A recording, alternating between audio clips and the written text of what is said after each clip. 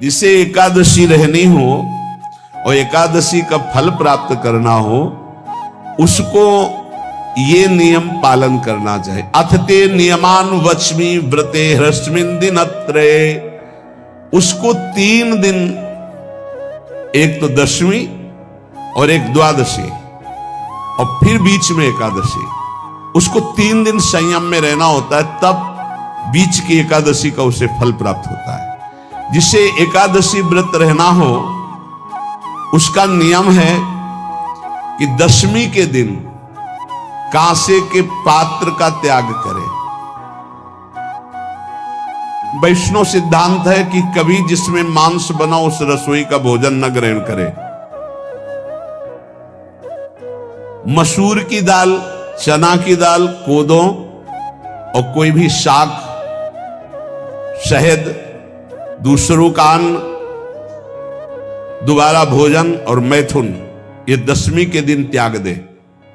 एक बार दशमी के दिन भोजन करे 24 घंटे में, क्योंकि एकादशी रहना है।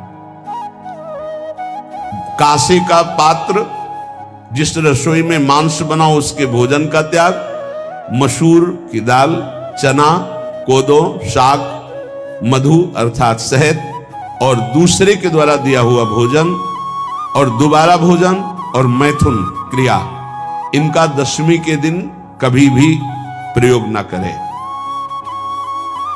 इन 10 वस्तुओं से वैष्णव दूर रहे दशमी के दिन। फिर एकादशी के व्रत में,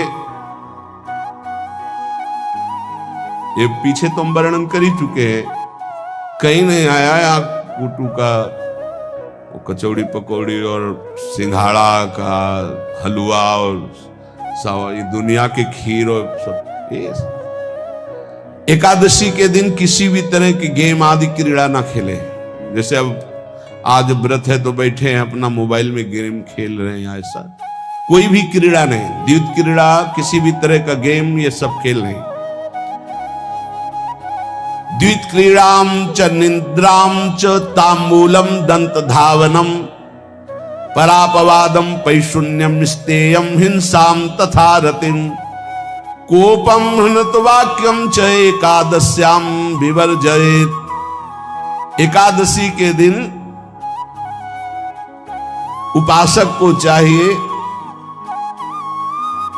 कि वो किसी भी तरह की क्रीड़ा, मनोरंजन बिल्कुल नहीं। चनिद्राम, नींद नहीं लेनी उसको, न दिन में न रात में, एकादशी व्रत। और प्रायः पुराने महापुरुषों ने ऐसा किया है। रामदास जी डाकोर के रात में जाते थे, रणछोड़ भगवान के यहां कीर्तन करते थे जाकर। तभी तो भगवान उनके कीर्तन पर, उनकी भक्ति पर रीछ कर गाड़ी में बैठकर उनके साथ आए थे। पूरी रात जगकर कीर्तन करना, और दिन में तो सोना ही निषेध है। द्वैत क्रीड़ाम च निद्राम च तांबूलम, पान खाना निषेध है एकादशी को, बिल्कुल नहीं, जो व्रत रह रहे हैं। और दंत धावनम, वृक्ष से तोड़कर जो दतून की जाती है एकादशी के दिन नहीं।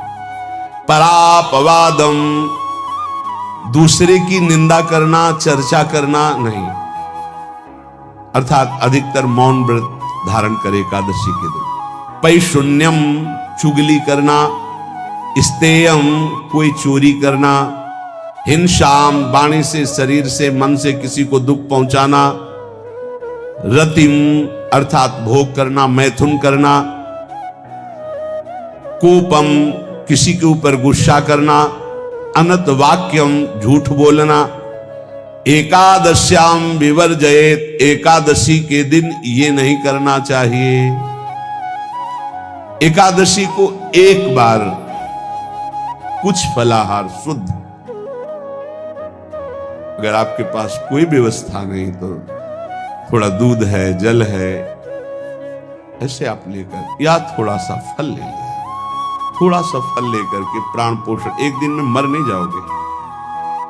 कितने तो निर्जला एकादशी रहते हैं, हर एकादशी निर्जला। पूज्य श्री मथुरा दास जी निर्जला ही रहते थे हर एकादशी।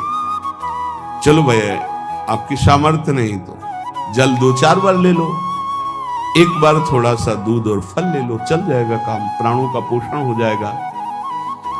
ये आचरण न करे और एक बार कुछ आहार ले ले, वो भी शुद्ध भगवद अर्पित प्रसाद। फिर द्वादशी को काश्यम मांसम सुराम छौद्रम तैलम वितथ भाषणम व्यायामम च प्रवासम च पुनर्भोजन मैथुने अस्पृश्य स्पर्श मासूरे द्वादश्याम द्वादश त्यजेत। कांस के पात्र में द्वादशी को भी भोजन न पावे, जिस रसोई में मांस बनाओ उसमें आहार न ले, किसी भी तरह का नशा द्वादशी को न करे, शहद न पाए, तेल के बने पदार्थ न पाए, मिथ्या भाषण न करे और बहुत शरीर का व्यायाम न करे, बहुत थकावट वाले कार्य न करे, दोबारा भोजन न करे, एक बार द्वादशी को भी भोजन पवित्र, मैथुन न करे, जिसका स्पर्श नहीं किया जाता ऐसे पदार्थों का स्पर्श न करे और मसूर की दाल न खाए।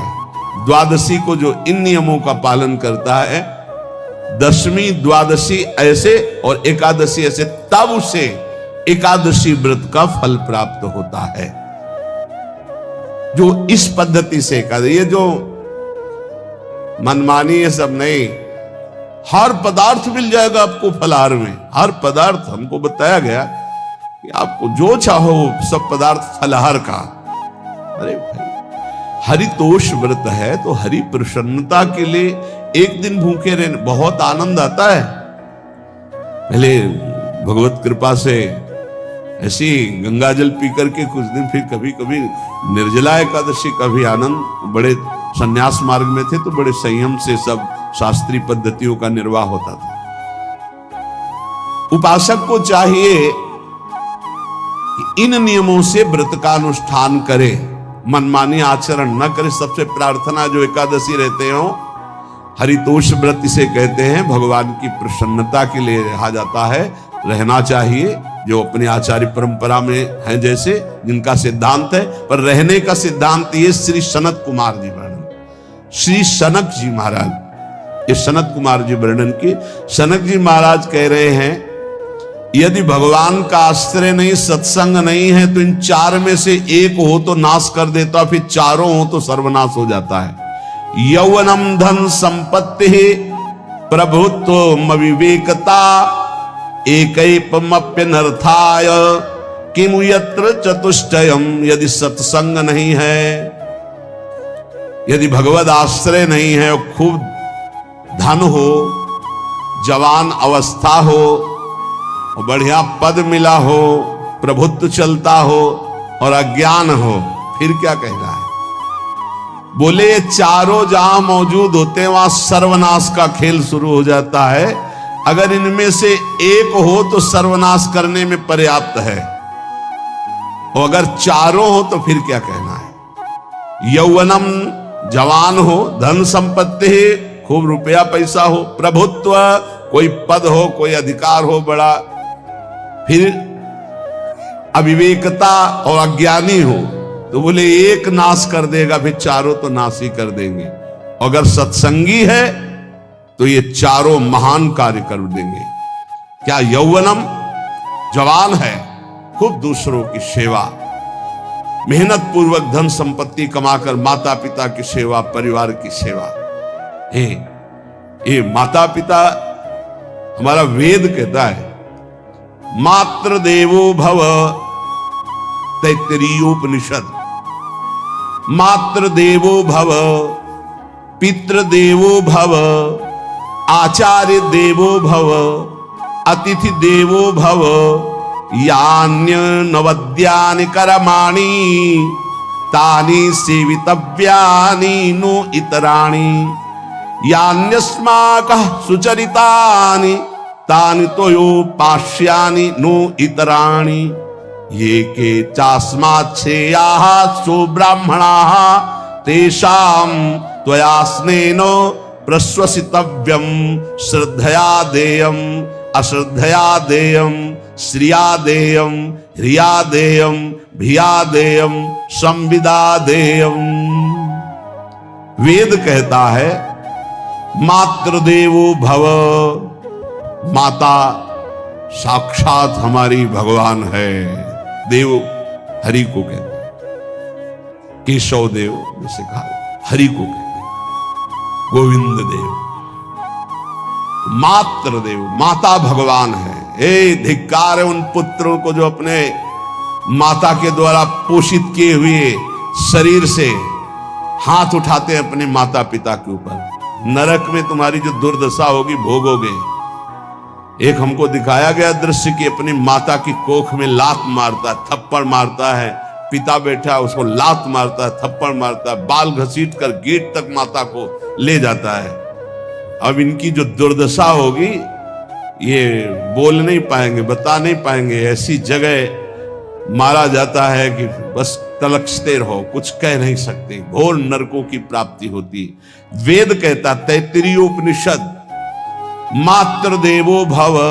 ध्यान से सुन लो, सत्संग है, ये माता साक्षात भगवान है।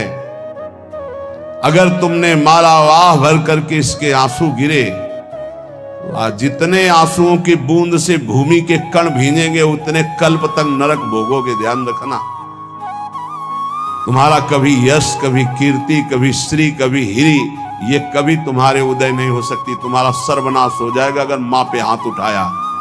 पितृदेवो भव, पिता साक्षात भगवान है।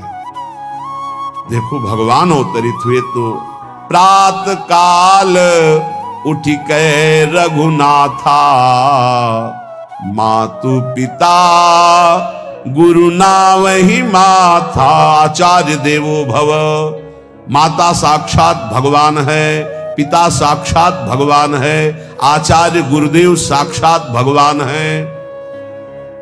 जो अपनी माता को, अपने पिता को दुख देता है, अपने गुरुदेव की अवहेलना करता है, उसका कभी मंगल हो सकता है? वो कभी सुख प्राप्त कर सकता है? वेद कहता है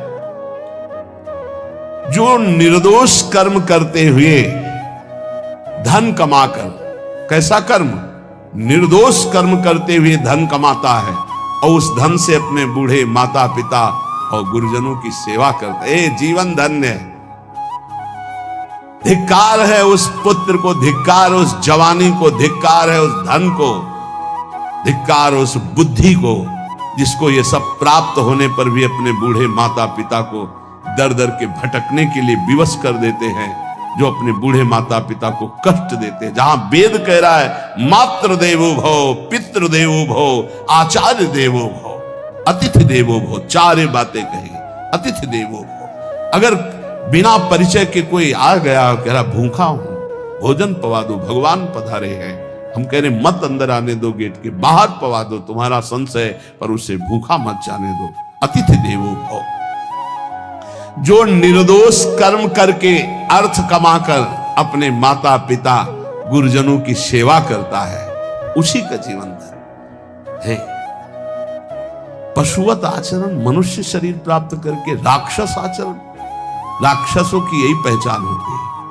मां नहीं मातु, पिता नहीं देवा, साधुन ते करवा वही सेवा। तुम्हारे जो पुण्य है ना सब भस्म हो जाएंगे, आप खिलवाड़ मत समझो। वो विरक्त है, भले तुम्हें नौजवान दिखाई दे रहा है, वो शरणागत है, जो आचार्य ने मंत्र दिया वही गुरु परंपरा से चला रहा, वही मंत्र उसमें, आप उसको बोल रहे हमारे लिए कुर्सी डालो, पैंट शर्ट पहने हो, कुर्सी डालो। हाँ, आप असमर्थ हो तो हाथ जोड़कर प्रार्थना कीजिए कि बैठने में हमारी टांग टूट गई है, हम बैठ नहीं पा रहे हैं, क्या व्यवस्था हो सकती है क्या? याचना इस कोटि की। आदेश, बाबा जरा कुर्सी लाना, बाबा तो कुर्सी रख देंगे, आप उनको तुम भिक्षुक समझते हो, सारे सुकृत तुम्हारे नष्ट हो जाएं। ये जो संतों के द्वारा दिए हुए आसन में ये अयोग्य पुरुष बैठ जाते हैं ना, इनके सारे सुकृत नष्ट हो जाते हैं। ये क्या समझते हैं? तुरंत आसन दिया जाता है, किसी भी आओ, आसन को प्रणाम करके समेट कर रख दो। अगर आसन में बैठने की योग्यता आ रही, आसन में बैठने की योग्यता उसकी मानी जाती है जो सामने बैठा है, उस स्थिति का हो या उससे श्रेष्ठ हो। बहुत होश में ये बातें सत्संग में ही मिलती है और अन्यत्र नहीं मिलती। आसन बिछाने का मतलब तुम कोई महान नहीं हो गए हो। अपने में दैन्यता नहीं तो वैष्णव किस बात के। आसन ग्रहण वैसे ही बिछा हुआ है, उसके ऊपर आसन लगा हुआ है गुरुजनों के लिए, श्रेष्ठ जनों के लिए। आप आसन में बैठने